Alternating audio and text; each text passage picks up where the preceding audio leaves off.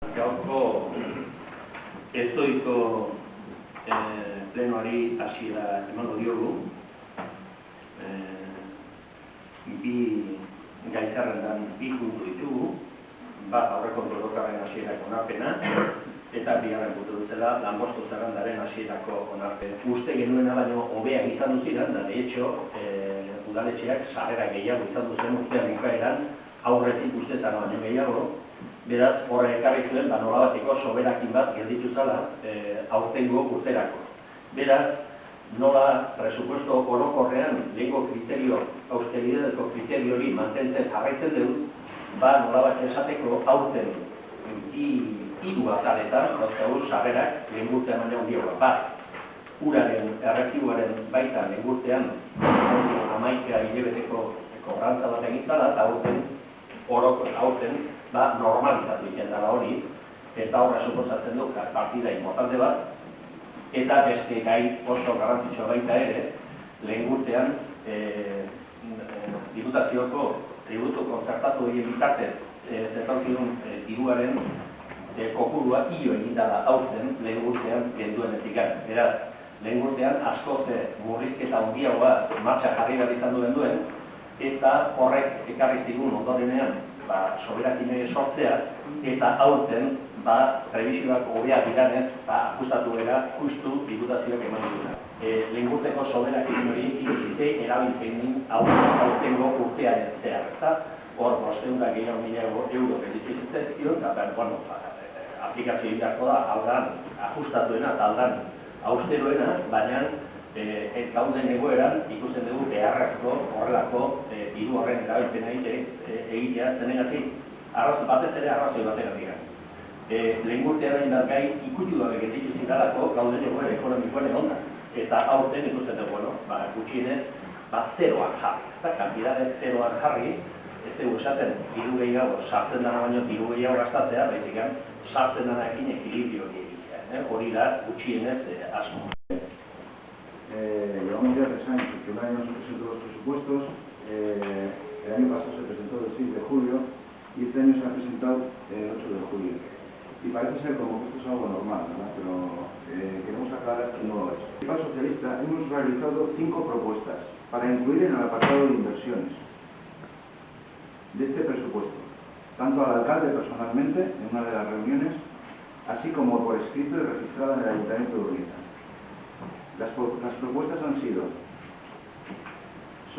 dar solución al problema de los aparcamientos en distintas zonas del municipio.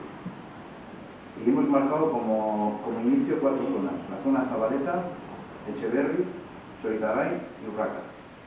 Creemos que darle un apoyo a los presupuestos es dárselo a la gestión de UDA, gestión que ni por asomo compartimos. Queremos que se haga un presupuesto bien, de forma normal, aprobándose antes del 31 de diciembre y teniendo en cuenta, cuanto menos, al grupo mayoritario de este ayuntamiento.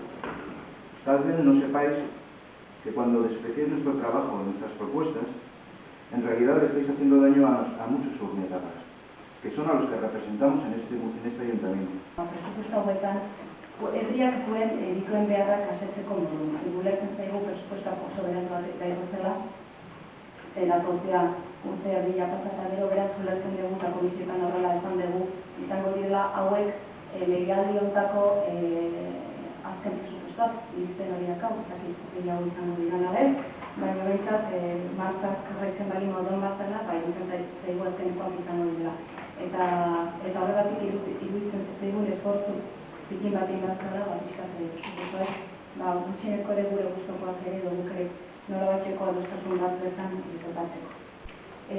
Zer lotu dugu presupuestoa, alde batetik lotu ditu guk egindako proposamenaren honezpenera, eta bestetik, eta udaletxean izan dudan bezala, gure alderdiak eskatzen diona, udal gobernuari eskatu diona, eta ala zinetu duguna da konpromisoa lortzea plangintza urbanistikoarekin. Hau da, horretako udal gobernua konprometitu da, gurekin batik bat, eta horrela izartu dugu plangintza urbanisturako egutegi batekin eta esfortzu guztiak egingo direla eta horrela sinisten dugulako plangintza urbanistikoa legealdi honetan mintzat udalari tokatzen emendakinak egon daitezen.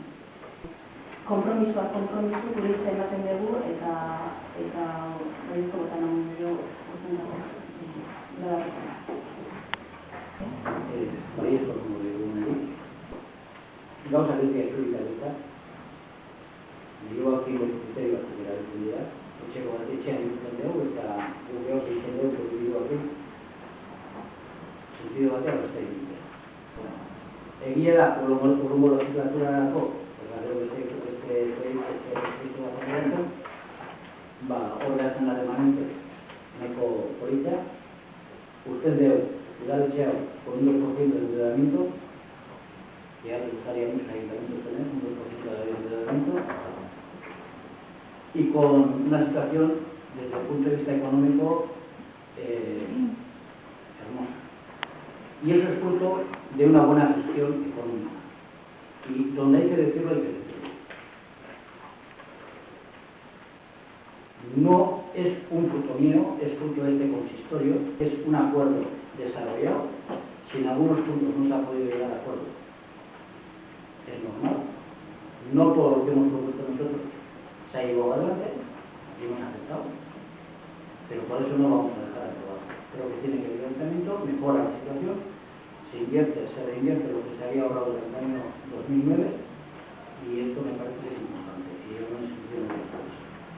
Nosotros vemos que, como dicen aquí, la gestión económica ha sido bastante decente, bastante buena.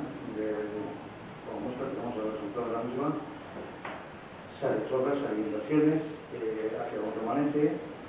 Creo que aquí han pedido, por ejemplo, aparcamientos que está ya presupuestado, un aparcamiento para la Zabaleta. Dentro del plan general creo que también tiene el tema de la movilidad, que son los ascensores, que también está presupuestado. En fin, ha sido tema de esa cuestión de que todos dejemos algo y todos pongan algo. Y entre todos pues, podemos llegar al máximo acuerdo para que por lo menos sigamos adelante y podamos hacer cosas, como habéis dicho en un ejemplo, para el bien del pueblo. Para que el pueblo vea que la mesa de cosas para ellos. Nola presupuestoa planteatu direnen, eta ondorenean egin dira hainbat elkarrizketetan eta negoziazioetan, eta nik uste Iñaki izan da duzela, zuzena da esatea, udaletxe honek gaurko egunean daukan egoera, danon arteko akuerduen ondorena. Eta gustatu litzaike udaletxeri gu gauden egoeran egotea. Baina horrek ez du esan nahi, gauzak hobeto egin ezin daizkenik, nik onartzen dut, askoz hobeto egin daizkela eta hasteko eta behin gaur izan dugun kritika hau, ezta? Presupuestoa berandu datoz. Egia da. Udaletxe hau beste hainbat prozesuetan sartuta dago, bere modernizazio prozesuan da gainontzeko guztetan, eta ez da inori kulpa botatzeatik, baizik realidade baten ondoren bezala, presupuestoa berandu iritsi dira. Hori egia da eta onartu egin behar da. Hori esan da, hemen esatea, presupuestoen uneko 70% ejekutatu dara, baina hori gendukan baita ere urtarrilaren lehen egunean. Hau da, edozein urtetan badauzka udaletxeak hainbat gastu finkoa dirana presupuestoak egon edo ez egon. Baita presupuestoa jarraitu behar dute garaian. Nik galdetuko nuen dena alderdi sozialista da esatea, ze partidetan indegu ingazio hori, ez dugu bat ere egin, haupen urtean, justu presupuestoan zain gendelako. Hori zera kostioa. Presupuestoan zain gendelako ez dugu inengo ingazio hori, egin duguna da, gastu orokorra, edozein udaletxe bere funtzionamenturako behar duen gastua. Udaletxe honen erabaki izan duzan gainez presupuestak horrela egitea eta asmatu duen, nahiz eta berandu izan egurtean ere, eta hauten ere egingo dugu oso ajuste zuzetan. De hecho, euneko 3, Maribel esan dutela, euneko 3 murrizketa onartu dugu, eta atzo, iritsitan azkeneko txostena diputaziotik rekomendatuz euneko 3ko jaitsiera egitea presupuestetan. Eta zuzen egin da, onarpenen aldeko botoak.